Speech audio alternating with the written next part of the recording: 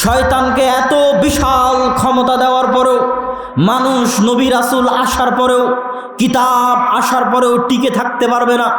যেখানে 24 ঘন্টা শয়তান লেগে আছে পিছে আপনাকে পথ ভ্রষ্ট করানোর জন্য, আপনাকে দিয়ে গুনাহ করানোর জন্য, আপনাকে জাহান্নামে নিয়ে যাওয়ার জন্য 24 ঘন্টা কন্টিনিউয়াসলি কাজ করে যাচ্ছে শয়তান এবং তার বাহিনী।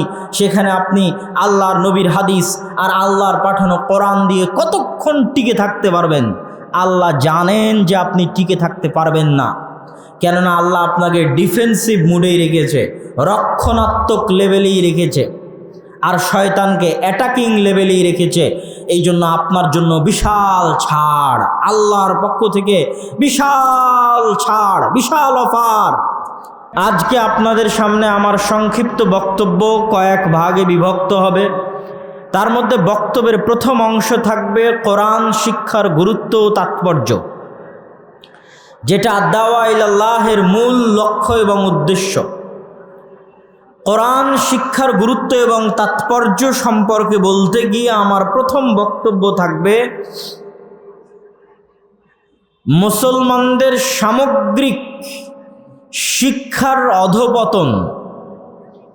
তারপরের আলোচনা থাকবে কোরআনের সবচেয়ে বড় শত্রু হচ্ছে শয়তান। তারপরের আলোচনা থাকবে আজ মুসলমানেরা যে ভয়াবহ অবস্থার মুখোমুখি, তার কারণ কোরআন থেকে দূরে চলে যাওয়া। কিয়ামতের মাঠে আপনি বেঁচেও যেতে পারেন, বিপদেও পড়তে পারেন, তার কারণ কোরআন। কোরআন শ্রেষ্ঠ হেদায়েতের মাধ্যম, কোরআন শ্রেষ্ঠ দাওয়াতি কাজের মাধ্যম, কোরআন শ্রেষ্ঠ সাদাকায়ে জারিয়ার মাধ্যম। এই পয়েন্টগুলোর উপরে আমরা ধারাবাহিকভাবে আলোচনা পেশ করার চেষ্টা করব ইনশাআল্লাহ। কোরআনের সবচেয়ে বড় শত্রু শয়তান কেন? আল্লাহ সুবহানাহু তাআলা এবং তার রাসূলের আদেশ অনুযায়ী প্রত্যেক ভালো কাজ বিসমিল্লাহ বলে শুরু করতে হয়। আমি পানি পান করব, বিসমিল্লাহ বলতে হবে। আমি খাদ্য গ্রহণ করব, বিসমিল্লাহ বলতে হবে। পশু প্রাণী জবাই করব, বিসমিল্লাহ বলতে হবে। প্রত্যেক ধাপে ধাপে বিসমিল্লাহ শিখিয়ে দেওয়া আছে। একমাত্র ব্যতিক্রম হচ্ছে কোরআন, যার শুরুতে বিসমিল্লাহ পড়তে হবে না।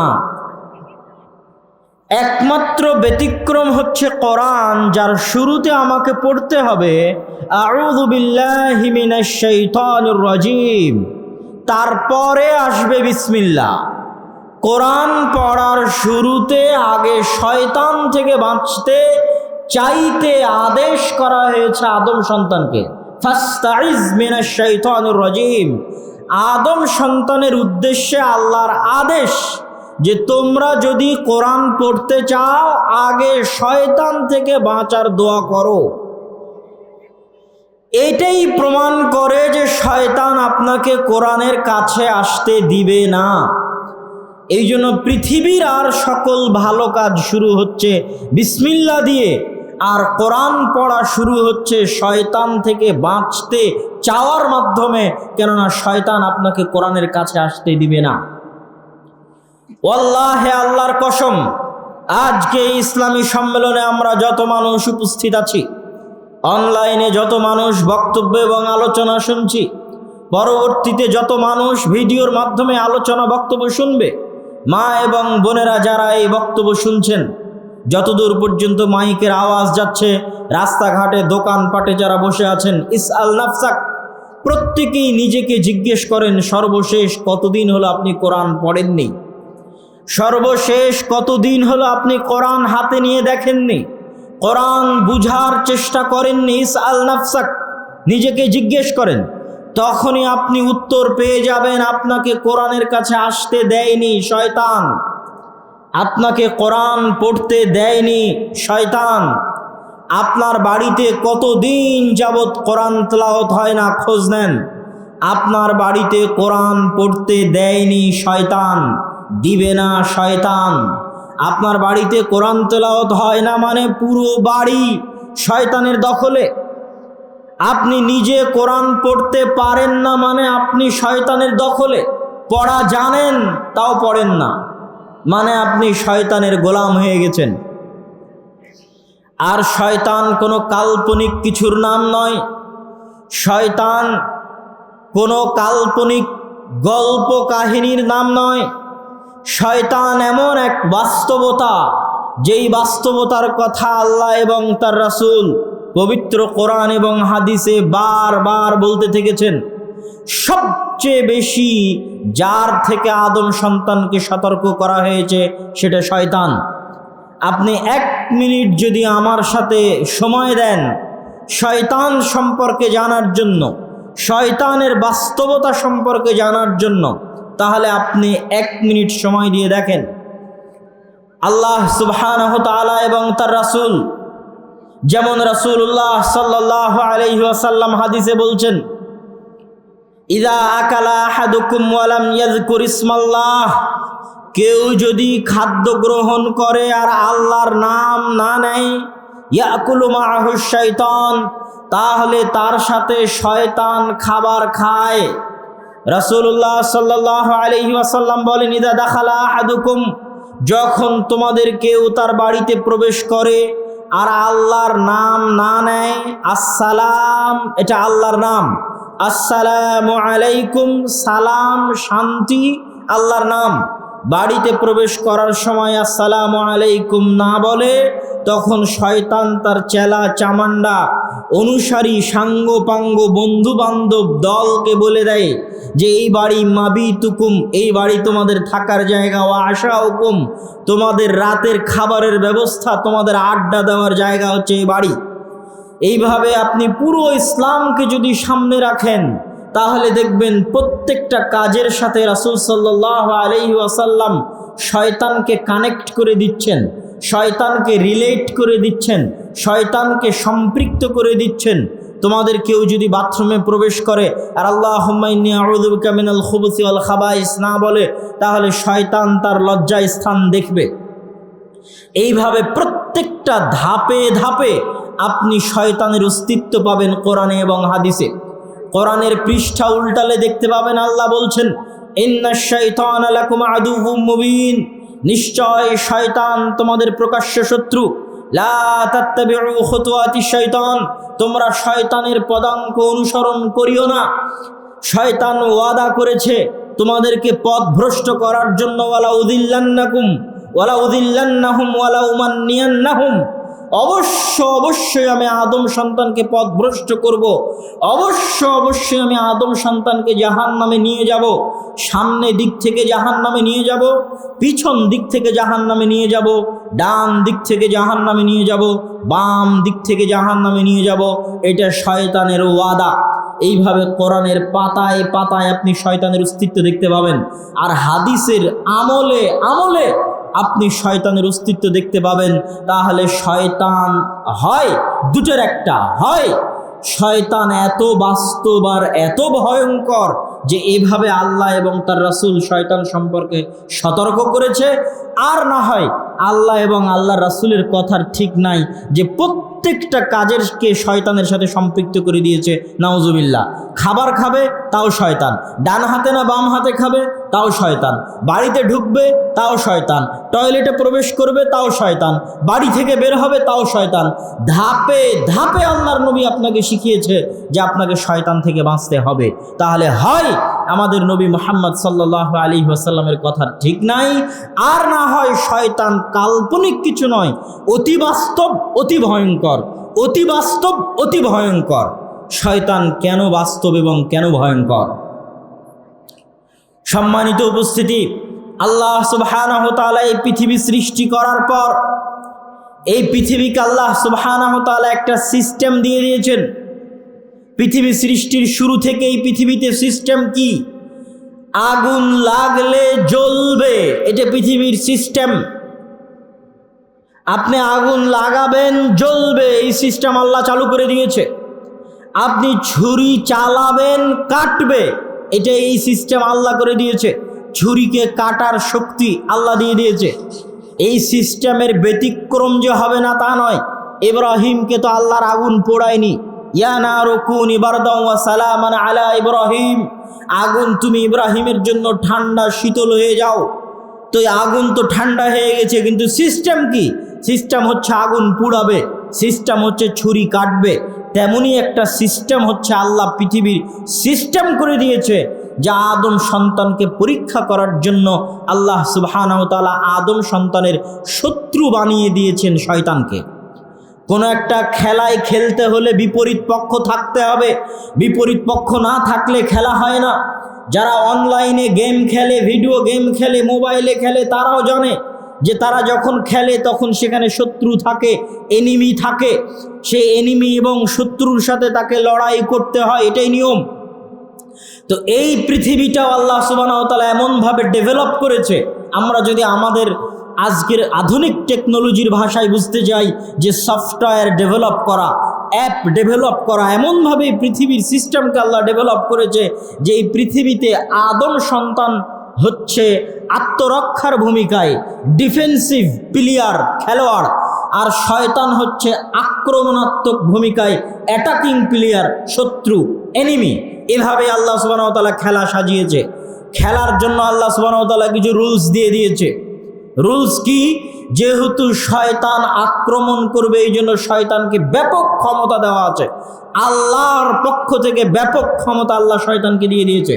শয়তানের ক্ষমতা সম্পর্কে বলতে গিয়ে রাসূল সাল্লাল্লাহু আলাইহি ওয়াসাল্লাম বলছেন, ইয়াজরি মাজরাদ দাম, শয়তানের এত ক্ষমতা যে শয়তান তোমার রক্তে রক্তে, রগে রগে চলতে পারে। শয়তানের এত ক্ষমতা, এই জন্য সিয়াম রাখলে শয়তান কাজ করে না কেন? রগগুলো, রক্ত চলাচলের পথগুলো সংকুচিত হয়ে যায়। খাবে যত বেশি, পেট পূর্তি করে, পেট ভর্তি করে যত বেশি খাবে, রক্ত চলাচল তত বাড়বে, রক্ত চলাচলের রগের জায়গাগুলো তত প্রশস্ত থাকবে, শয়তান তত বেশি কার্যকরী হবে, তত বেশি তার ভূমিকা পালন করবে। ইয়াজিরি মাজরাদ দাম, আমাদের রক্তে রক্তে শয়তান চলতে পারে। শয়তান কত পাওয়ারফুল আল্লাহ সুবহানাহু ওয়া তাআলা কোরআন মাজিদে বলছে, ইউসবিসু ফি সুদুরিন নাস। মানুষ এখন পর্যন্ত এমন কোনো টেকনোলজি আবিষ্কার করতে পারেনি যে আমি মোবাইলে টিপ দিলে আপনার অন্তরে মেসেজ যাবে। এই রকম কোনো টেকনোলজি দুনিয়াতে আবিষ্কার হয়নি। কি ক্যামেরা, কি মাইক, কি কম্পিউটার, কি মোবাইল, সবগুলো হচ্ছে হয় চোখে দেখতে হবে, নাহলে কানে শুনতে হবে। আমি চিল্লিয়ে মরে যাচ্ছি, মাইক চিল্লাচ্ছে, আপনার কান দিয়ে ঢুকতেছে। সেই কত দূর থেকে আমাকে আসতে হয়েছে আপনার কানে কথা দেওয়ার জন্য। যদি শয়তানের টেকনোলজি আমার কাছে থাকতো, তাহলে রাজশাহীতে বসে আমি মোবাইলের বাটন টিপতাম, যতগুলো মানুষ উপস্থিত হয়েছে সবার অন্তরে মেসেজ চলে যেত। নাই, এই টেকনোলজি পৃথিবীতে নাই, কিন্তু এই টেকনোলজি আল্লাহ শয়তানকে দিয়ে দিয়েছে। ইউসবিসু ফি সুদুরিন নাস, মানুষের অন্তরে সরাসরি মেসেজ দিতে পারে, মানুষের অন্তরে বার্তা, সংবাদ দিতে পারে শয়তান। এই জন্য মানুষ মহা বিপদে, মানুষ মহা বিপদের সম্মুখীন। সবচেয়ে বড় বিপদ মানুষের জন্য, মানুষ জানেই না কোনটা তার সিদ্ধান্ত আর কোনটা শয়তানের ওয়াসওয়াসা, জানে না। আপনি সকালবেলা ঘুমিয়ে আছেন বিছানায়, ফজরের সালাতের সময়, এই ঘুমিয়ে থাকা আপনার সিদ্ধান্ত না শয়তানের ওয়াসওয়াসা আপনি জানেন না, কিন্তু আপনি মনে করছেন যে এটা আপনার সিদ্ধান্ত, এই জন্য আপনি ঘুমিয়ে আছেন। আল্লাহর নবী হাদিসে বলছে, জি না, এটা তোমার সিদ্ধান্ত নয়, এটা শয়তান তোমার অন্তরে ওয়াসওয়াসা দিচ্ছে। ইন্নাল লাইলা লাতাবিল, রাত অনেক লম্বা, নাম, তুমি ঘুমাও ঘুমাও, এ কথা শয়তান তোমার অন্তরে বলতেছে। হাদিসে রাসূলুল্লাহ সাল্লাল্লাহু আলাইহি ওয়াসাল্লাম বলতেছেন। তাহলে শয়তান এত বাস্তব। তাহলে মানুষ মহাবিপদে কি আমরা কেউ জানি না, কোনটা আমাদের সিদ্ধান্ত আর কোনটা শয়তান আমাদের অন্তরে দিল। কেননা শয়তান যদি মোবাইলে কল দিত, দেখতে পেতাম যে এটা শয়তান ইবলিস কল দিচ্ছে। যদি কানে কানে এসে বলতো, শুনতে পেতাম, দেখতে পেতাম এটা শয়তান ইবলিস বলতেছে। চিঠি আসতো, দেখতাম চিঠিটা কার, চিঠিও আসবে না, কলও আসবে না, কানে কানেও বলবে না, সরাসরি চলে যাবে অন্তরে। তাহলে আমি তো জানি না অন্তরের ইচ্ছা এটা আমার হচ্ছে না শয়তান আমার ভিতরে পুশিং করতেছে। আর এই ভয়ঙ্কর লজিক পৃথিবীর কোনো ইউনিভার্সিটি, কোনো কলেজ, কোনো স্কুল, কোনো থিসিস, কোনো পিএইচডি মাস্টার্স রিসার্চ পেপার আপনাকে দেখাবে না। কেউ বলবে না যে আমাদের উপর শয়তানের কন্ট্রোল ক্ষমতা আছে। কেননা যেই দিন মানুষ জেনে যাবে যে মানুষের উপর শয়তানের কন্ট্রোল ক্ষমতা আছে, সেই দিন ব্যবসায়ীদের ব্যবসা বন্ধ হয়ে যাবে, সেই দিন ব্যবসায়ীদের ব্যবসা চলবে না। ফেসবুক যদি আপনি যতবার ফেসবুকে ঢুকবেন ততবার যদি ফেসবুক আপনাকে স্মরণ করাতো যে ফেসবুকে ঢুকা না ঢুকা এর পিছনে শয়তানের প্ররোচনা থাকতে পারে, তাহলে মানুষ ফেসবুকে হাজার হাজার লক্ষ লক্ষ ঘন্টা দিন নষ্ট করত না, তাহলে ফেসবুকের ব্যবসাও হতো না। এই জন্য পৃথিবীতে যত ব্যবসা চলতেছে, বিউটি প্রতিযোগিতা, সৌন্দর্য প্রতিযোগিতা, ফ্যাশন ইন্ডাস্ট্রি, মানুষ যদি শয়তান সম্পর্কে জানতো আর শয়তানের পদাঙ্ক অনুসরণ করা থেকে বেঁচে থাকতো, তাহলে মানুষ তো আর ওই ফ্যাশন ইন্ডাস্ট্রি আর বিউটি প্রতিযোগিতা, সৌন্দর্যের প্রতিযোগিতা মানুষকে দেখানোর জন্য হাজার রকমের জিনিসপাতি ক্রয় করা লাগতো না। ওই সমস্ত ইন্ডাস্ট্রির সাথে সম্পৃক্ত ব্যবসা বন্ধ হয়ে যেত, ফিল্ম ইন্ডাস্ট্রির ব্যবসা বন্ধ হয়ে যেত। সম্মানিত উপস্থিতি, এই জন্য শয়তানের অস্তিত্ব অনেক বাস্তব এবং অনেক ভয়ঙ্কর। তাহলে একটা লজিক আল্লাহ শয়তানকে দিয়েছে, একটা রুলস কি?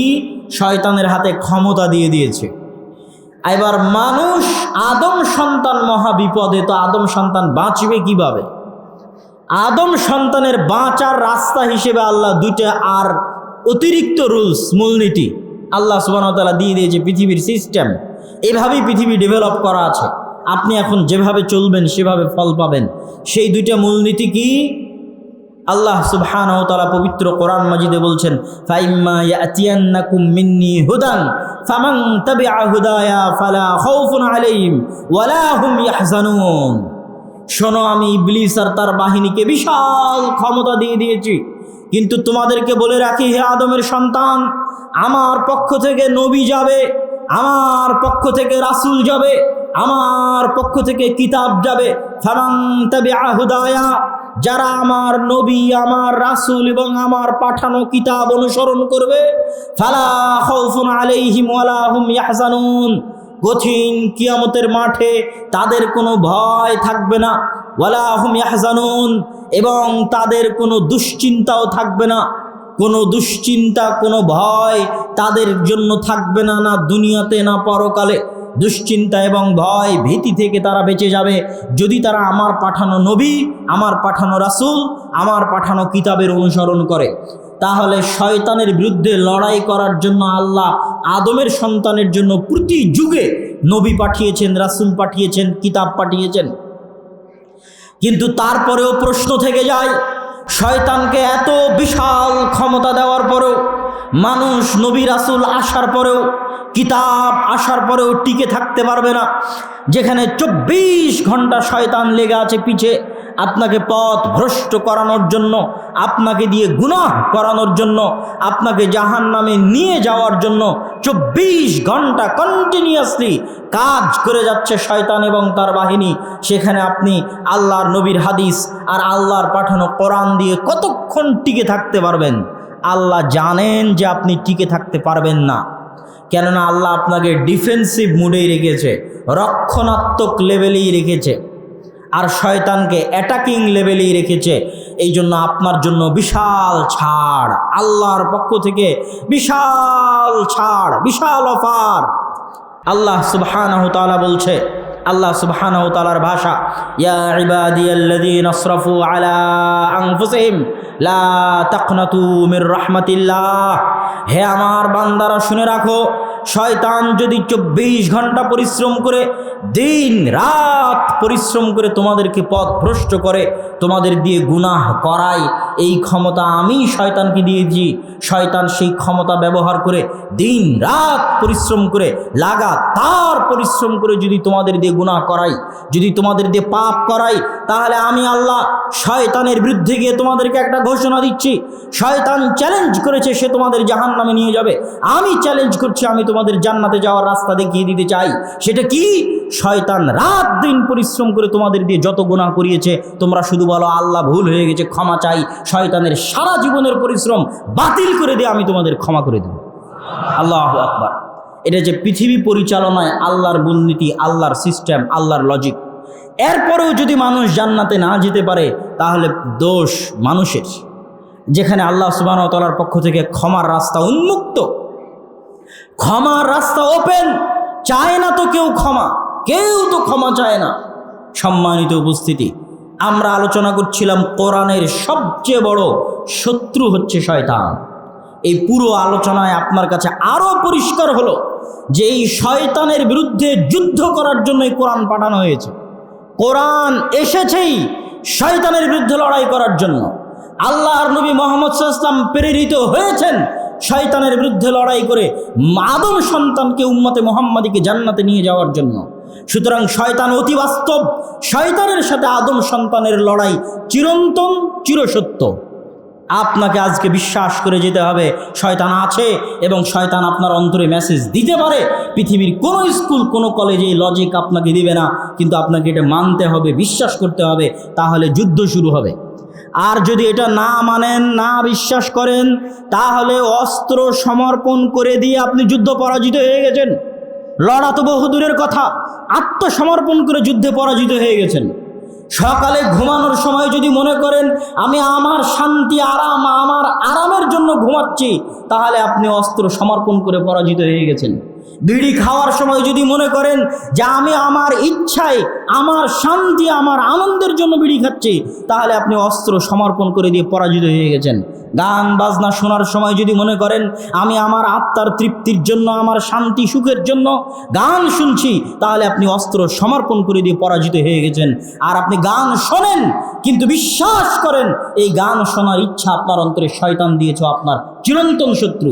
সকালে ঘুমিয়ে থাকেন কিন্তু মনে করেন এই ঘুমিয়ে থাকাটা আপনার সিদ্ধান্ত নয়, এটা শয়তান চাচ্ছে আপনাকে ঘুমিয়ে রেখে জাহান্নামে নিয়ে যেতে।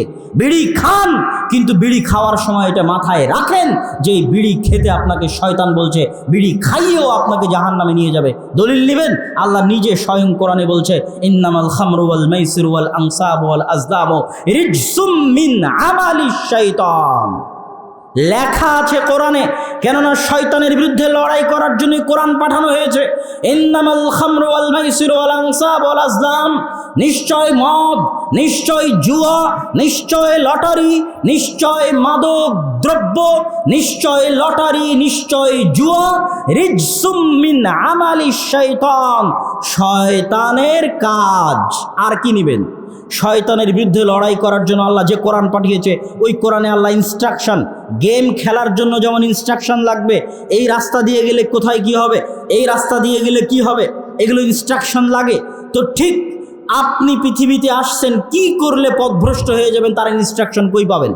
পৃথিবী কেমনে চলে, লজিক কি, তার পুরো ইনস্ট্রাকশন কোরআন আপনাকে দিয়ে দিয়েছে।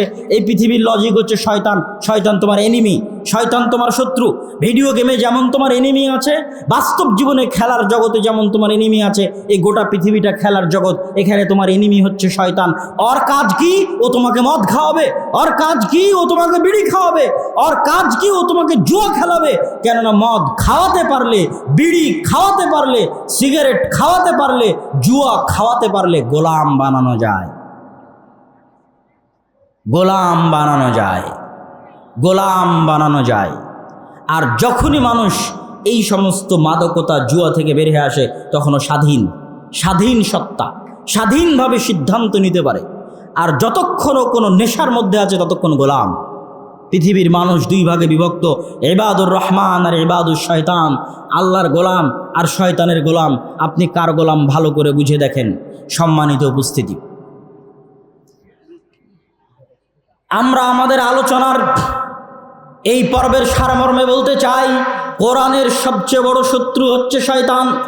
এই জন্য শয়তানের সাথে লড়াই করতে কোরআন শিখতে হবে, কোরআন পড়তে হবে, কোরআন বুঝতে হবে, কোরআন বুঝার চেষ্টা করতে হবে। কোরআনের মধ্যেই হেদায়েত আছে। আমি আব্দুল্লাহ বিন আব্দুর রাজ্জাক আর আজকের প্রধান আলোচক আব্দুর রাজ্জাক বিন ইউসুফ আর লাখো জাকির নায়েক বক্তব্য দিয়ে যত মানুষকে হেদায়েত করতে পারবে, এক কোরআন তার চেয়ে বেশি মানুষকে হেদায়েত করতে পারবে। আমাদেরকে আল্লাহ হেদায়েত বানিয়ে দেয়নি, কোরআনকে আল্লাহ হেদায়েত বানিয়ে দিয়েছে। তো আমাদের বক্তব্যে মানুষ হেদায়েত হয় কেন? কোরআনের আয়াত পড়ি তাই, আল্লাহর নবীর হাদিস বলি তাই। এই কারণে আমাদের নিজস্ব কোনো কারিশমা নাই, এটা কোরআনের কারিশমা, হাদিসের কারিশমা। আমরা আমাদের বক্তব্যে আব্দুর রাজ্জাক বিন ইউসুফ তার বক্তব্যে, জাকির নায়েক তার বক্তব্যে কোরআনের আয়াত বলে, হাদিসের কথা বলে, তাই মানুষ হেদায়েত প্রাপ্ত হয়। আসল হেদায়েত হচ্ছে কোরআন। সম্মানিত উপস্থিতি, কোরআন মানুষের অন্তরকে নরম করে দিতে পারে, কোরআন মানুষের ঈমানকে বাড়িয়ে দিতে পারে। কোরআন সম্পর্কে আল্লাহ সুবহানাহু ওয়া তাআলা পবিত্র কোরআন মাজিদে বলছেন, ওয়াইদা তুলিয়াত আলাইহিম আয়াতুহু যাদাতহুম ঈমানা, যখন তাদের সামনে কোরআন তেলাওয়াত করা হয় তখন তাদের ঈমান বেড়ে যায়।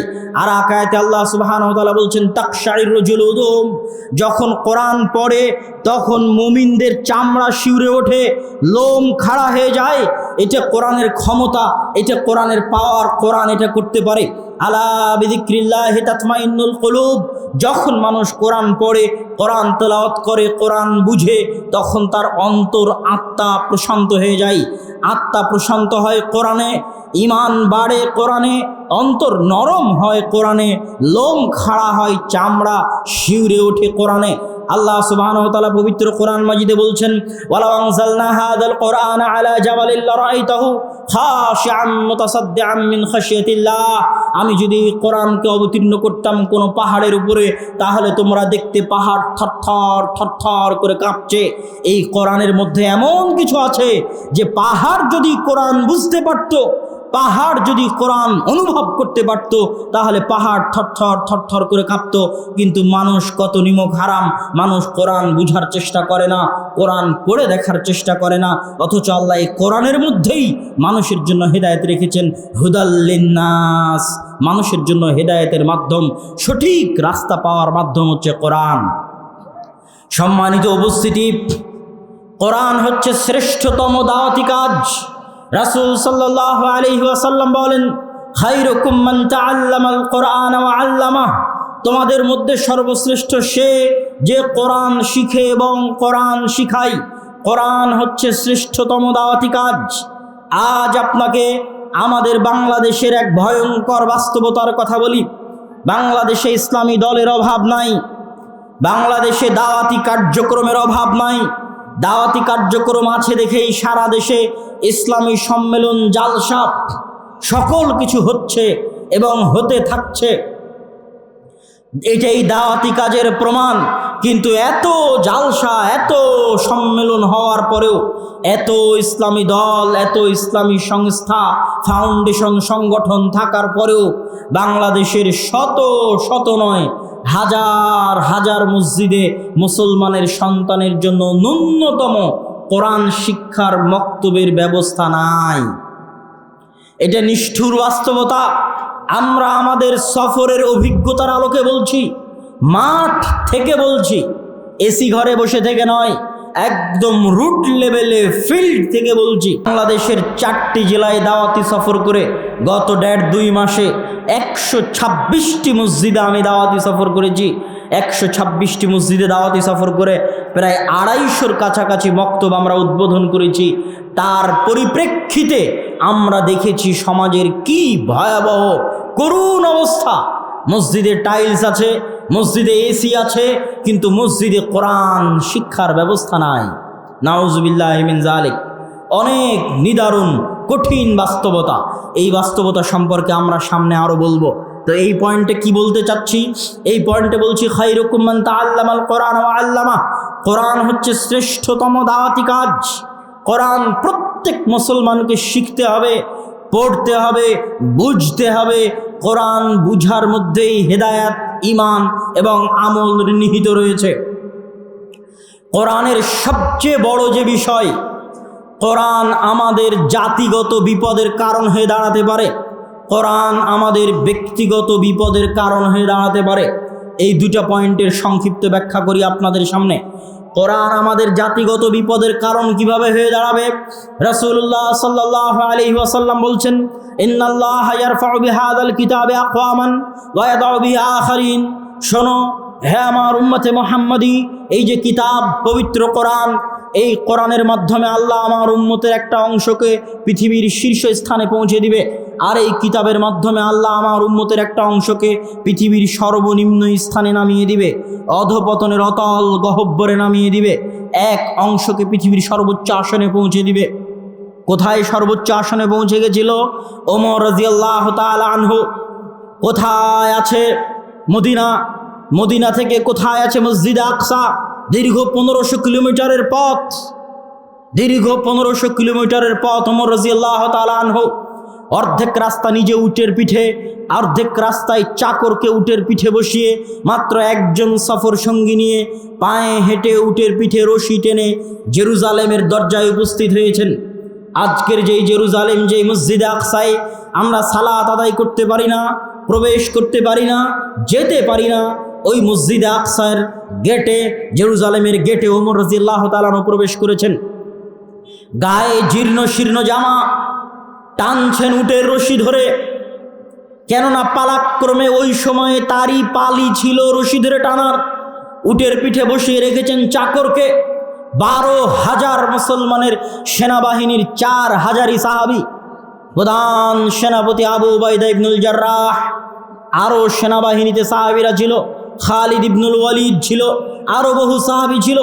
আবু উবাইদা ইবনুল জাররাহ হন্তদন্ত হয়ে ছুটে এসে ওমর রাদিয়াল্লাহু তাআলা আনহুকে বলছে, ইয়া আমিরুল মুমিনিন ইন্নার রোমান ইয়ানজুরু ইলাইনা নাজরাতা কিল্লাহ। হে আমিরুল মুমিনিন, আজ হাজার হাজার পাদ্রী, বিশাল রোমান এম্পায়ারের হেডকোয়ার্টার, রোমান এম্পায়ারের রাজধানী জেরুজালেমের আজ পতন হচ্ছে। মদিনার আমিরুল মুমিনিন ওমর ইবনুল খাত্তাবের হাতে আজ হাজার হাজার পাদ্রী অপেক্ষায় আছে আপনাকে দেখবে। তাই আপনি জীর্ণ শীর্ণ কাপড় পরে, আপনি উটের রশি ধরে টানতে টানতে আজ এখানে উপস্থিত হয়েছেন। তারা আমাদের দিকে নিচু দৃষ্টিতে দেখবে, তারা আমাদের নিয়ে হাসি ঠাট্টা করবে। দেখো মুসলমানদের আমিরুল মুমিনিনকে, দেখো সাহাবীদের আমিরুল মুমিনিনকে কিভাবে উটের রশি ধরে টানছে। ওমর ইবনুল খাত্তাব একটা কড়া ধমক দিলেন। ধমক দিয়ে বলছেন, আবু উবাইদা, আজকে যদি তোমার কাছ থেকে এই বক্তব্য না শুনে অন্য কারো কাছ থেকে শুনতাম, এত কষ্ট পেতাম না। শোনো আবু উবাইদা, কুন্না কওমান আযিল্লাহ, আমরা ছিলাম মরুভূমির রাখাল। মক্কায় কোনোদিন রাজত্ব প্রতিষ্ঠিত হয়নি, আরবে কোনোদিন রাজত্ব প্রতিষ্ঠিত হয়নি। রাজত্ব ছিল পারস্যের, রাজত্ব ছিল রোমদের।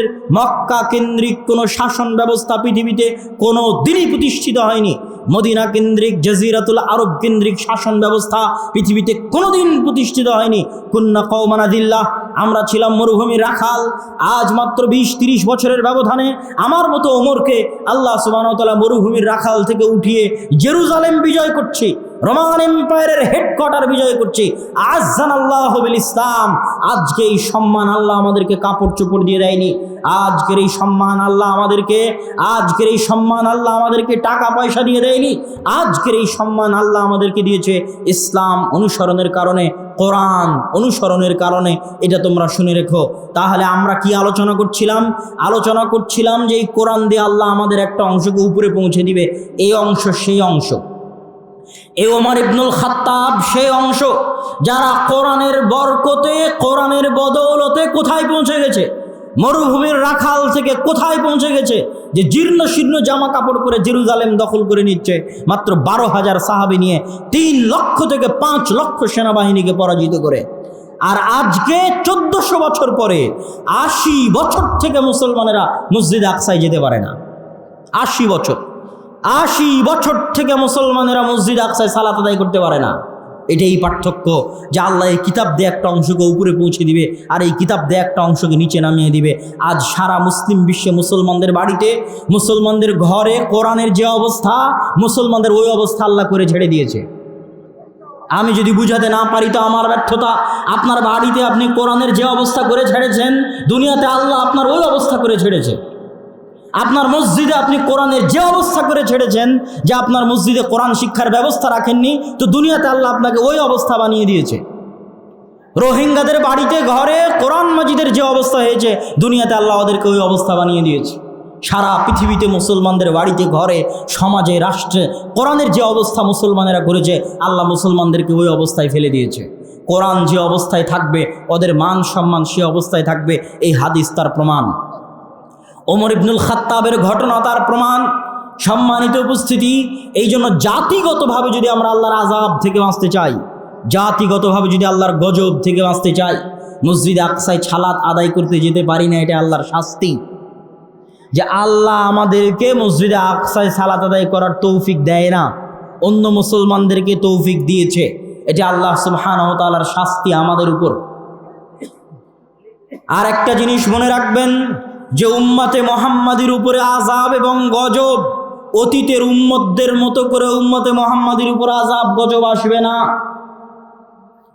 অতীতের উম্মতের উপর আযাব গজব কিভাবে এসেছে? নূহ আলাইহিস সালাতু ওয়াস সালামের কওমকে আল্লাহ বিশাল মহাপ্লাবন দিয়ে পানিতে ডুবিয়ে দিয়েছে। লূত আলাইহিস সালাতু ওয়াস সালামের কওমকে আল্লাহ শহর উল্টিয়ে দিয়ে পুরো শহরটার নিচে থেকে উপরে উল্টিয়ে দিয়ে পুরো শহরটাকে ধ্বংস করে দিয়েছেন। এই আযাব ছিল লূত আলাইহিস সালাতু ওয়াস সালামের কওমের জন্য।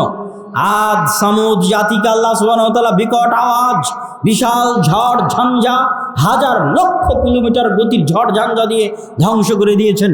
উম্মতে মুহাম্মাদিকে আল্লাহ বন্যা দিয়ে, ঝড় ঝঞ্ঝা দিয়ে, বিকট আওয়াজ দিয়ে ধ্বংস করবেন না। উম্মতে মুহাম্মাদির উপর আযাব এই ফরম্যাটে, এই সিস্টেমে, এই রূপে, এইভাবে, এই ধরনে আসবে না। উম্মতে মুহাম্মাদির উপর আযাবের ফরম্যাট, আযাবের ধরন, আযাবের সিস্টেম, আযাবের রূপ হচ্ছে উম্মতে মুহাম্মাদির উপর বিধর্মীদের চাপিয়ে দেওয়া হবে।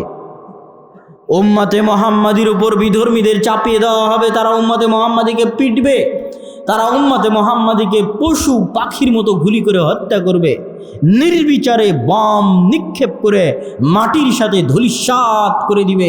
এটাই হচ্ছে উম্মতে মুহাম্মাদির উপর আল্লাহর পাঠানো শাস্তির ফরম্যাট, ধরন, পরীক্ষার ধরন। তো আজকে আপনাদের রংপুরের ভীম শহরের পীরগঞ্জের শত শত বাড়িতে কোনো মানুষ না কোরআন পড়ে, না কোরআন জানে, না কোরআন বুঝে। হাজারো যুবক এখানে বসে আছে, যেহেতু মসজিদগুলোতে মক্তব নাই, তো না তারা কোরআন পড়ে, না কোরআন শিখে, না কোরআন বুঝার চেষ্টা করে। তো আপনাদের উপর যদি আল্লাহ গজব পাঠাতে চায়, তাহলে আপনাদের এই রংপুর ভূমিকম্প দিয়ে ধসিয়ে দেওয়া হবে না, আপনাদের এই রংপুরকে বন্যা দিয়ে ডুবিয়ে দেওয়া হবে না, আপনাদের এই রংপুরের উপর এমন বিধর্মীদের চাপিয়ে দেওয়া হবে যে একদিনে যদি রংপুরের সব মানুষকে জবাই করা হয়, একদিনে, আজকে এখন আপনারা এখানে বসে আছেন, এখন এখানে আকাশ থেকে বম নিক্ষেপ করে সবাইকে যদি হত্যা করে দেওয়া হয়, পৃথিবীতে তাকিয়ে দেখার কেউ থাকবে না। ফিলিস্তিনকে চোখের সামনে দেখেন, রোহিঙ্গাদেরকে চোখের সামনে দেখেন, গোটা রংপুরের মানুষকে একদিনে জবাই করে দেওয়া হলো, পৃথিবীতে কেউ টু শব্দ করবে না যে দুনিয়াতে রংপুর নামে কোনো জায়গা ছিল যেই জায়গাতে আজকে 1 কোটি মুসলমানকে জবাই করা হয়েছে। এইটা হচ্ছে আমাদের উপর আযাব, এইটা হচ্ছে আমাদের উপর গজব। এটা রাসূল সাল্লাল্লাহু আলাইহি ওয়াসাল্লাম আর এক হাদিসে স্পষ্ট করেছেন যে বিধর্মীরা তোমাদের উপর ওইভাবে ঝাঁপিয়ে পড়বে যেইভাবে ক্ষুধার্ত রাক্ষস খাবার প্লেটে ঝাঁপিয়ে পড়ে।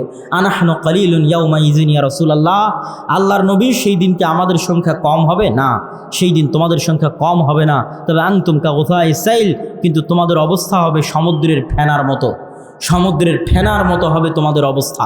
সম্মানিত উপস্থিতি, তাহলে আমরা এই পয়েন্টে কি আলোচনা করছিলাম? কোরআন।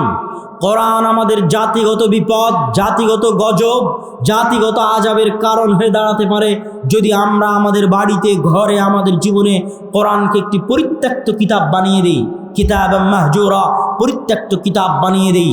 কোরআনকে কাজে লাগাতে হবে, কোরআনকে পড়তে হবে, বুঝতে হবে। এই জন্যই কোরআন পাঠানো হয়েছে, না হলে কোরআন ছাড়বে না। কোরআন যেমন জাতিগতভাবে আমাদের ছাড়বে না, তেমনি ব্যক্তিগতভাবেও কোরআন আমাদেরকে ছাড়বে না। ব্যক্তিগতভাবে কিভাবে কোরআন আমাদের ছাড়বে না? রাসূলুল্লাহ সাল্লাল্লাহু আলাইহি ওয়াসাল্লাম বলেন, আল কোরআন হুজ্জাতুন লাকুম ওয়া আলাইকুম, কোরআন তোমাদের উপরে দলিল অথবা তোমাদের বিপক্ষে দলিল।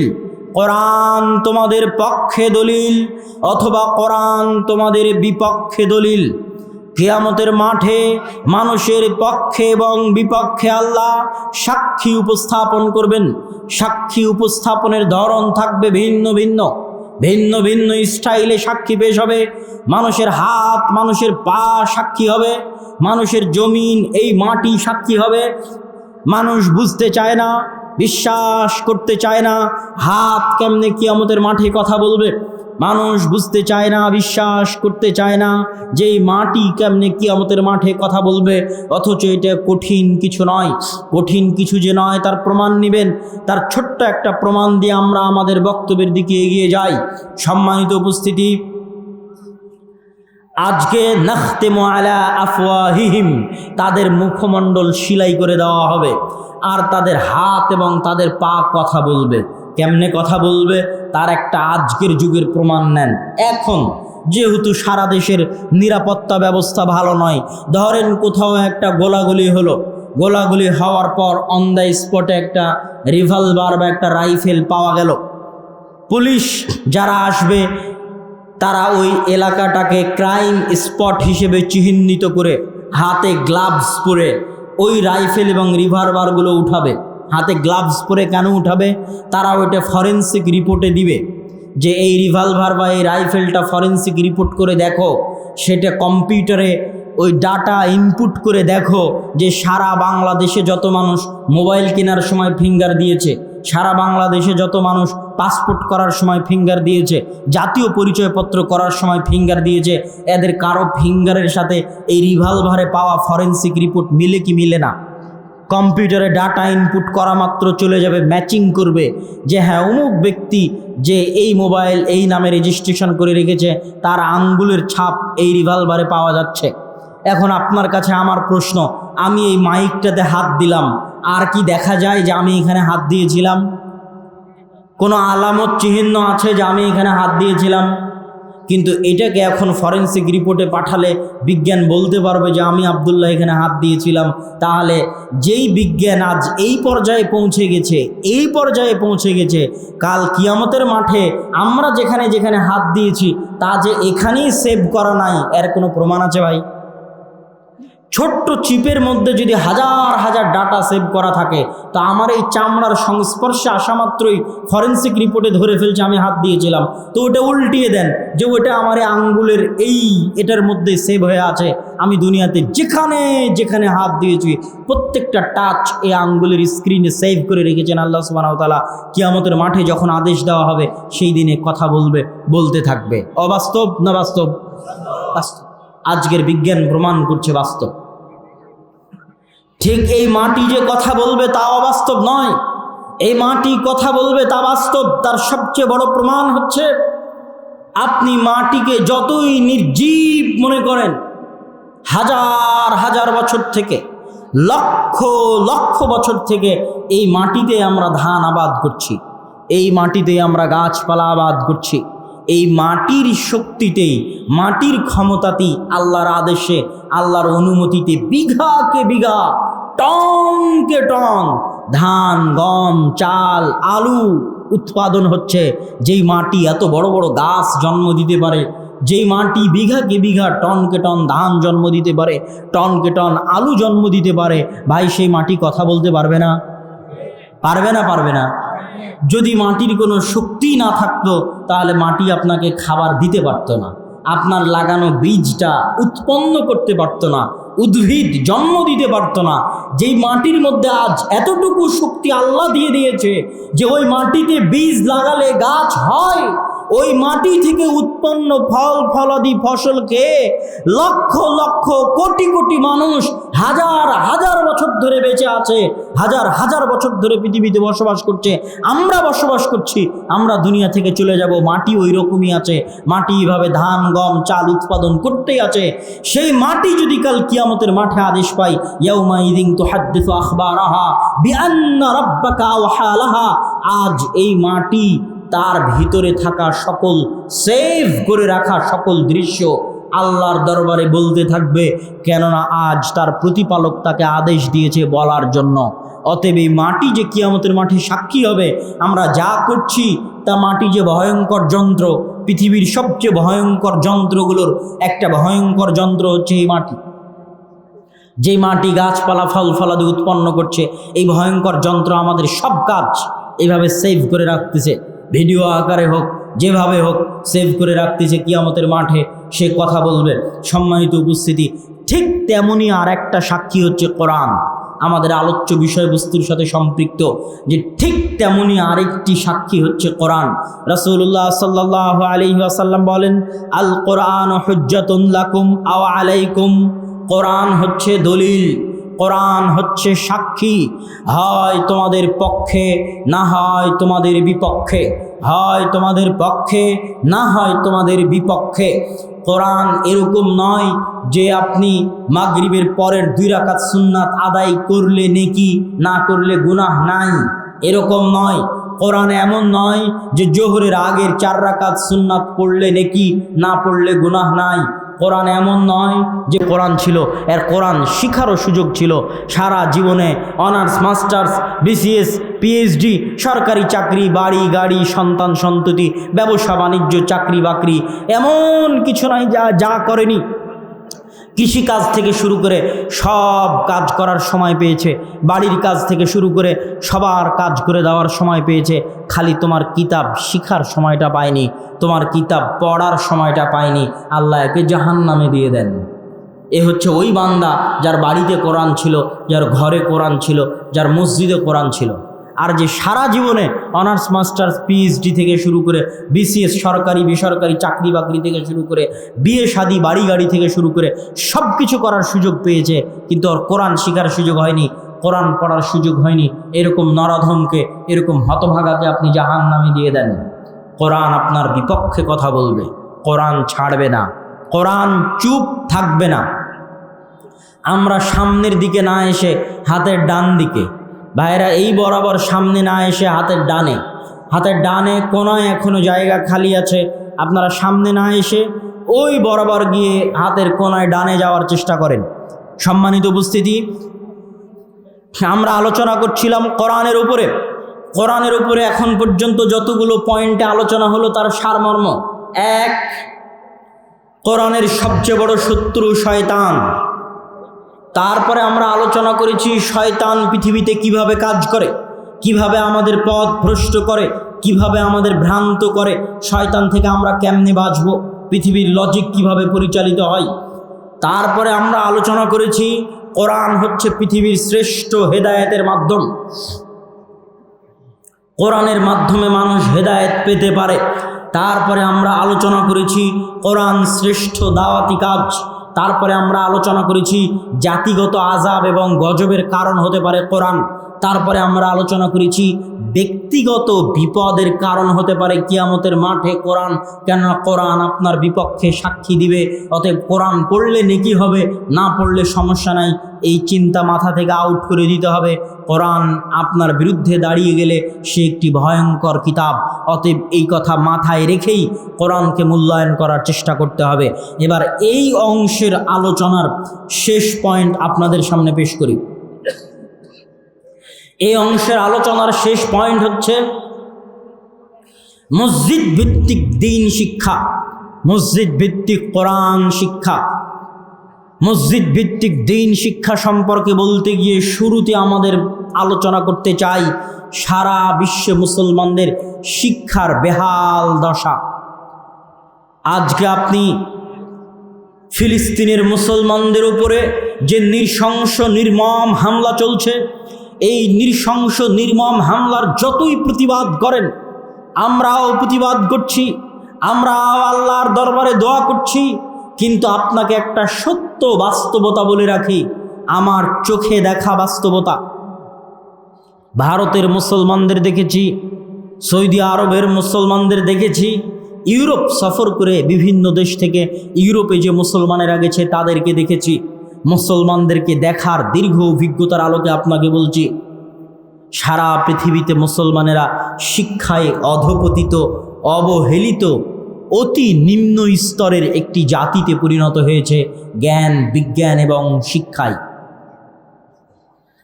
আমার চোখ সাক্ষী, আইফেল টাওয়ার, ফ্রান্সের রাজধানীর আইফেল টাওয়ারের সামনে আশেপাশে যত মানুষ বসে বিড়ি খাচ্ছে, যত মানুষ বসে মদ খাচ্ছে, যত মানুষ বসে জুয়া খেলতেছে, তার 90% মুসলমান। তার 90% মুসলমান। সব আফ্রিকা থেকে এসেছে, মরক্কো থেকে এসেছে, লিবিয়া থেকে এসেছে। সাদা চামড়ার নেটিভ আমার চোখেও ওখানে পড়েনি। ভারতের মুসলমানদেরকে দেখেন, কিছু কিছু রাজ্য ব্যতীত এমনও রাজ্য পাবেন ভারতের মুসলমানদের যেই রাজ্যগুলোর আদালতের কেসের মামলার যদি জরিপ করেন তাহলে ওই রাজ্যে যত কেস হয়েছে মাদকতার নামে, যত কেস হয়েছে চুরির নামে, যত কেস হয়েছে জুয়ার নামে, যত কেস হয়েছে মদ গাঞ্জা ফেন্সি ডিলের নামে, তার 90% কেস মুসলমানদের নাম পাবেন। কেন? মুসলমানেরা একটি মদখোর জুয়াখোর জাতিতে পরিণত হয়ে গেছে, নাউজুবিল্লাহ। বলতে না চাইলেও বলতে হচ্ছে। এবার যদি যান আরব বিশ্বে, আরব বিশ্বে গেলে কি দেখবেন? আরব বিশ্বে গেলে দেখবেন অঢেল টাকা থাকার পরেও, অঢেল সম্পদ থাকার পরেও সেই টাকা সেই সম্পদ বিনোদন আর পর্যটন, বিনোদন আর পর্যটন। কে তাদের মাথায় বুদ্ধি দিয়েছে পর্যটন দিয়ে ইনকাম করতে হবে? দুবাইকে এমন করে বানাও যেন আমেরিকা আর ইউরোপের সকল নাগরিকেরা দুবাই বেড়াতে আসে, এটাই আমার ইনকাম। কেন দুবাইয়ে বেড়াতে আসবে?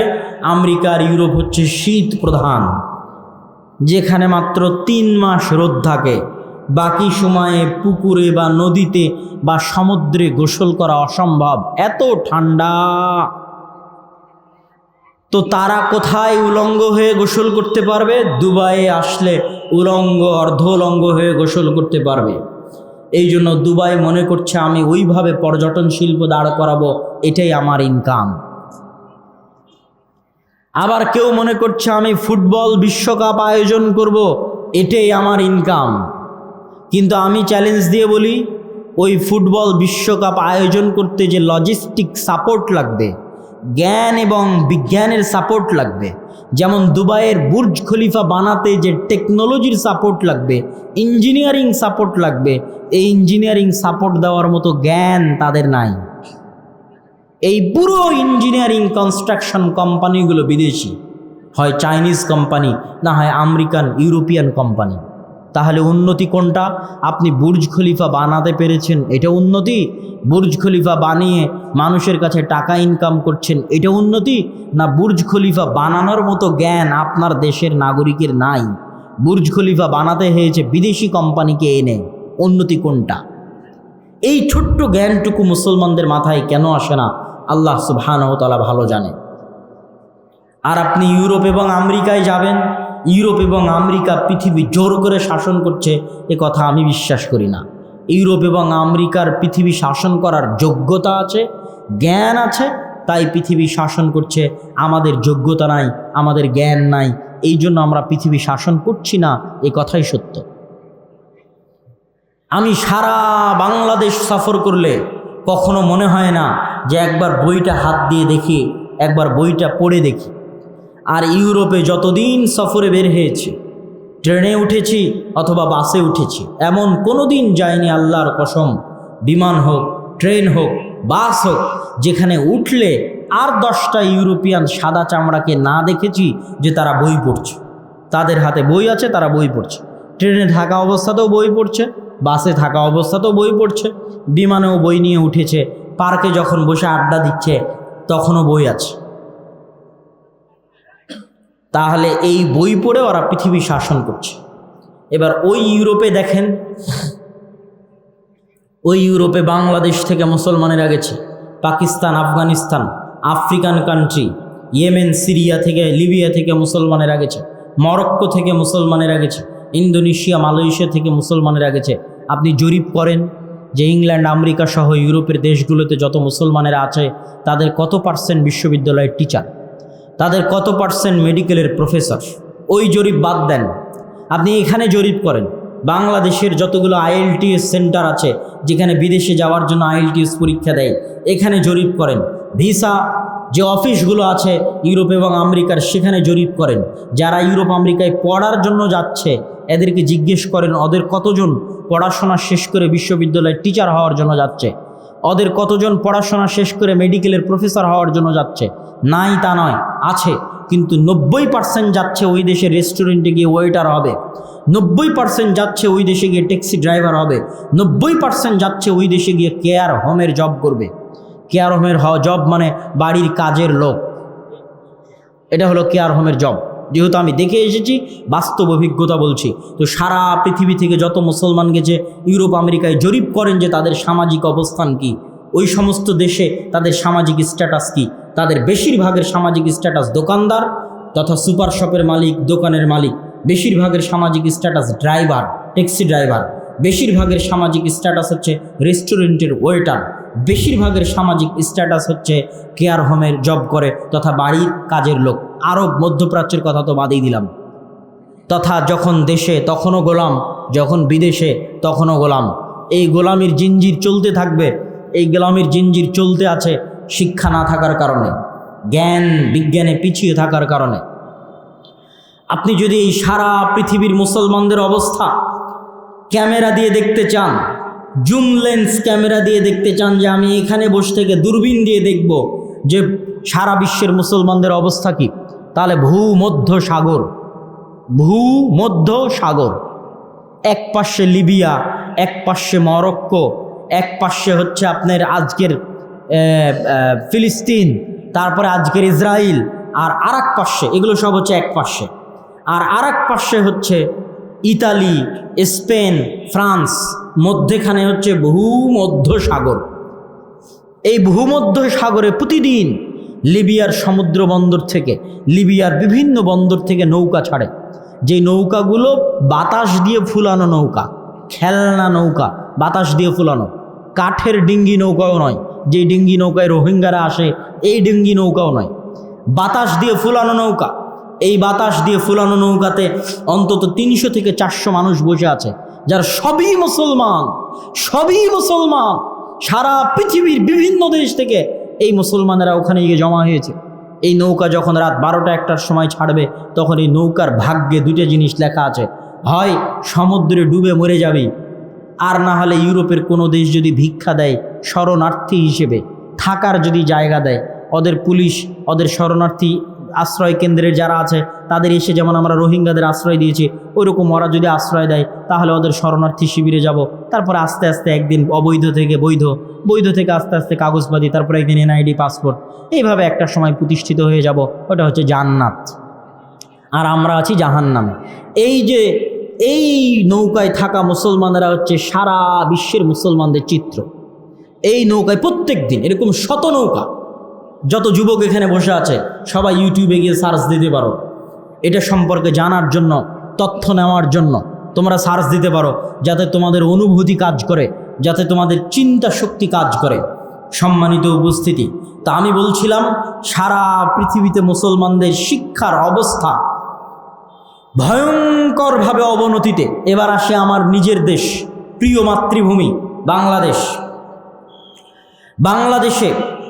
বাংলাদেশ পাকিস্তানের মতো থার্ড ওয়ার্ল্ড কান্ট্রির যারা দেশ আছে, এরকম থার্ড ওয়ার্ল্ড কান্ট্রির দেশগুলোতে তারা মনে করে উন্নতি মানে রাস্তাঘাট, তারা মনে করে উন্নতি মানে ব্রিজ, তারা মনে করে উন্নতি মানে কালভার্ট, তারা মনে করে উন্নতি মানে ফ্লাইওভার। এগুলো উন্নয়নের পার্ট, কিন্তু প্রকৃত উন্নয়ন হচ্ছে শিক্ষা, প্রকৃত উন্নয়ন হচ্ছে জ্ঞান, প্রকৃত উন্নয়ন হচ্ছে গবেষণা। জ্ঞান, গবেষণা এবং শিক্ষার জন্য বড় কোনো মেগা প্রজেক্ট, বড় কোনো মেগা বাজেট এই সমস্ত দেশে আপনি পাবেন না। কেন পাবেন না? আমরা যারা আজকে এখানে সামনে বসে আছি, আমরা যদি জাহেলও থাকি, মূর্খও থাকি, তবুও সরকারের কোনো সমস্যা নাই। কেন সমস্যা নাই ভাই? সরকারে যেই আসুক, যেই থাকুক, আমার উদ্দেশ্য ওইটা নয়। আমার উদ্দেশ্য হচ্ছে এই দেশের মানুষ যদি মূর্খ থাকে, জাহেল থাকে, তো সরকারের কোনো সমস্যা নাই। কেন? সরকারের যদি 2টা মদখোর, জুয়াখোর, গুন্ডা থাকে, তাহলে ওই মদখোর, জুয়াখোর, গুন্ডা দিয়েই ক্ষমতা থাকবে। তাহলে আপনাকে শিক্ষিত করে লাভ কি? আপনি শিক্ষিত হলে তো আর গোলামি করবেন না। সারা পৃথিবীতে মুসলমানদের শিক্ষা এবং জ্ঞানের অবস্থা হচ্ছে ভয়াবহ, অবনতিশীল। আরব বিশ্ব থেকে শুরু করে, ইউরোপে যাওয়া মুসলমানেরা থেকে শুরু করে, ভারতের মুসলমানেরা থেকে শুরু করে, বাংলাদেশের মুসলমান পর্যন্ত আপনাদেরকে উদাহরণ দেওয়া শেষ। আপনাদেরকে উদাহরণ দিয়ে বুঝিয়ে দেওয়া শেষ। এবার আরও শেষ প্রান্তে চলে আসি। এবার আমাদের বাড়ির মসজিদে চলে আসি, আমাদের গ্রামের মসজিদে চলে আসি, যে আমাদের দেশে আমাদের সমাজে শিক্ষার ব্যবস্থা কতটা অধপতনে চলে গেছে, কতটা নিম্ন স্তরে চলে গেছে, যা আমাদের মসজিদের কমিটির কাছে এসি লাগানোর টাকা আছে, টাইলস লাগানোর টাকা আছে, মসজিদে এসি এবং টাইলস আছেও, মসজিদের ফান্ডে টাকাও আছে, মসজিদ প্রতি বছর মসজিদের উন্নয়নে জালসাও করছে, তবুও মসজিদে কোরআন শিক্ষার মক্তবের ব্যবস্থা নাই। এরকম কত মসজিদ নেবেন? আমি মাঠ থেকে বলতেছি, 126টা মসজিদ সফরের দীর্ঘ অভিজ্ঞতা থেকে, 250টা মসজিদে বক্তব্য উদ্বোধনের অভিজ্ঞতা থেকে বলছি, এরকম বহু মসজিদ আমার চোখে পড়েছে যেই মসজিদে এসি আছে, টাইলস আছে, মসজিদের কমিটির টাকাও আছে, কিন্তু মসজিদে কোরআন শিক্ষার ব্যবস্থা করা নাই। এই জন্য আমি বক্তব্য দিতে দিতে তখন শক্তভাবে ওই মসজিদগুলোতে বলে এসেছি যে আজকে আপনাদের সামনেও বলতে চাচ্ছি যে আপনারা যারা আজকে এখানে উপস্থিত আছেন, যে যেখান থেকে এসেছেন, যে অঞ্চল থেকে এসেছেন, আপনাদেরকেও বলতে চাচ্ছি, আপনার মসজিদের কমিটিকে আপনি এই মেসেজটা পৌঁছে দিবেন, এই বার্তাটা পৌঁছে দিবেন যে মসজিদের বড় দায়িত্বগুলোর দ্বিতীয় বড় দায়িত্ব সালাত হচ্ছে প্রথম বড় দায়িত্ব, সালাতের পরে দ্বিতীয় বড় দায়িত্ব হচ্ছে কোরআন বা দ্বীন শিক্ষার ব্যবস্থা করা। মসজিদ কমিটি যদি সালাতের পরে মসজিদে দ্বীন শিক্ষার ব্যবস্থা শক্তিশালী না করতে পারে, তাহলে ওই মসজিদ কমিটি মসজিদ পরিচালনায় অযোগ্য। ওই মসজিদ কমিটিকে মসজিদের দায়িত্ব থেকে ইস্তফা দিতে হবে, অন্যথায় মসজিদে কোরআন এবং দ্বীন শিক্ষার ব্যবস্থা শক্তিশালী করতে হবে। সম্মানিত উপস্থিতি, আপনাদের সামনে আরও একটি উদাত্ত আহ্বান জানিয়ে বলতে চাই যে বাংলাদেশের এরকম একটি মুসলিম প্রধান দেশের 90% অধিক ছেলে মেয়ে স্কুলে যায়, তারা মাদ্রাসায় আসে না। এই জন্য মাদ্রাসা প্রতিষ্ঠা করা সমাধান নয়। দিন জাতিকে দিন শিখানো, মাদ্রাসা প্রতিষ্ঠা করা তার সমাধান নয়। আমরা যত বেশি মাদ্রাসা বানাই না কেন, অবশ্যই জাতির উপকার হবে, আলেম তৈরি হবে, দায়ী তৈরি হবে, কিন্তু এই পার্সেন্টেজ আমি কমাতে পারবো না যে মাদ্রাসায় আসা শিক্ষার্থীর সংখ্যা হচ্ছে 2%, 2.5%, আর স্কুলে যাওয়া শিক্ষার্থীর সংখ্যা হচ্ছে 90%। এটা ওই দিন কমবে যেই দিন সরকারিভাবে দ্বীন শিক্ষাকে একীভূত করে সিলেবাস তৈরি করা হবে, স্কুল কলেজ মাদ্রাসা মিলিয়ে দ্বীন শিক্ষাকে একীভূত করে সিলেবাস তৈরি করা হবে, সেই দিনেই পার্সেন্টেজ কমতে পারে। যতদিন এই রকম কোনো সিলেবাস তৈরি না হচ্ছে, সিলেবাসের অবস্থা তো আরও অধপতন, আরও ভয়াবহ। আমাদের জাতীয় সিলেবাসের অবস্থা, স্কুলের সিলেবাসের অবস্থা আরও অধপতন, আরও ভয়াবহ। সেখানে দ্বীনের শিক্ষা, কোরআনের শিক্ষার আশা করা তো বহু দূরের কথা। সেখানে 90% ছেলে মেয়ে এই সমস্ত স্কুলে যায়, এই সমস্ত ছেলে মেয়েরা মাদ্রাসায় যায় না। এই সমস্ত ছেলে মেয়েদের কাছে যদি আমরা দ্বীন পৌঁছাতে চাই, তাহলে আজকের এই একদিনের বক্তব্য দিয়ে সম্ভব নয়। এই 1 ঘন্টার বক্তব্য, বছরে একদিন আপনার কাছে আসলাম, এসে 1 ঘন্টার বক্তব্য দিয়ে আপনাকে আমি কি দ্বীন শিখাবো, জাতিকে আমি কি দ্বীন শিখাবো? বিশাল বিশাল জামিয়া সালাফিয়া প্রতিষ্ঠা করার মাধ্যমে জাতিকে আলেম উপহার দিতে পারি, কিন্তু শতভাগ মুসলমানের সন্তানকে দ্বীন শিখানোর সক্ষমতা তখনই অর্জন করতে পারবো যখন প্রত্যেকটি গ্রামে, প্রত্যেকটি মসজিদে দ্বীন শিক্ষার ব্যবস্থা জোরদার হবে, শক্তিশালী হবে। তখনই রুট লেভেলে, তৃণমূল পর্যায়ে, বাড়িতে বাড়িতে, গ্রামে গ্রামে দ্বীনের মৌলিক বেসিক প্রাথমিক জ্ঞানটা অন্তত প্রত্যেক মুসলমানের সন্তানের কাছে আমরা পৌঁছে দিতে পারবো, বলেন ইনশাআল্লাহ। সেই চিন্তা ভাবনা থেকেই, সেই উদ্যোগ থেকেই, ভারত, সৌদি থেকে শুরু করে ইউরোপের মুসলমানদের অবস্থা দেখেই, তাদের করুণ পরিণতি দেখেই আমরা দাওয়া ইলাল্লাহ নামে মসজিদ ভিত্তিক দ্বীন শিক্ষা কার্যক্রম শুরু করেছি। সারা দেশব্যাপী আমরা এই কার্যক্রম পরিচালনা করছি। আজকে যে অনুষ্ঠানটি আয়োজন হয়েছে সেটিও দাওয়া ইলাল্লাহর অধীনে এই অনুষ্ঠানটি আয়োজন হয়েছে। এই অনুষ্ঠানের মাধ্যমে অত্র অঞ্চলে আমরা মসজিদ ভিত্তিক মক্তব শিক্ষাকে দুর্বারভাবে, শক্তিশালীভাবে এগিয়ে নিয়ে যেতে চাই। আপনারা যারা যেখান থেকে এসেছেন, যারা আজকের প্রোগ্রামের আয়োজক কমিটি আছেন, তারা সহ যেহেতু এই এলাকা এই অঞ্চল আমার সফর দেওয়া হয়নি, হয়তো রাজশাহীর সালাফি কনফারেন্সের পরে সফর দিব ইনশাআল্লাহ। সফর দিলে আরও বিস্তারিত কথা হবে, কিন্তু তারপরে উদাত্ত আহ্বান জানিয়ে গেলাম, যে যেখান থেকে এসেছেন জামিয়া সালাফিয়ার সাথে যোগাযোগ করবেন।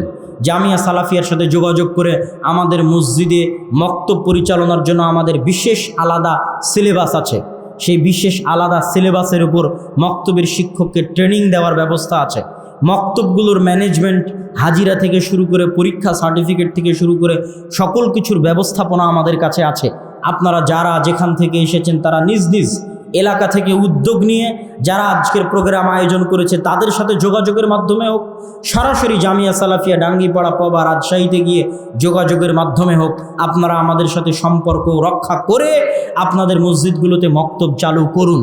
আপনাদের মসজিদগুলোতে আমাদের সিলেবাসগুলো নিন, আমাদের ট্রেনিং, সেই ট্রেনিংয়ের মাধ্যমে আপনার মক্তব থেকে শিক্ষক পাঠিয়ে ট্রেনিং নিয়ে আপনাদের মসজিদগুলোকে এক একটা দিন শিক্ষার দুর্গ হিসেবে গড়ে তুলুন। আপনারা যারা এখানে প্রত্যেকে উপস্থিত হয়েছেন, প্রত্যেকের মাথায় এই কাজ, এই দায়িত্ব আমি দিতে চাই এবং তার সাথে আরেকটি ওয়াদাও করতে চাই। এই কাজ এবং দায়িত্ব দিয়ে আমি হারিয়ে যাব এমনটা নয়। জাতির সাথে আমার ওয়াদা করা আছে, খোলা মাঠে আমার ওয়াদা করা আছে, 126টা মসজিদে গিয়ে আমার ওয়াদা করা আছে।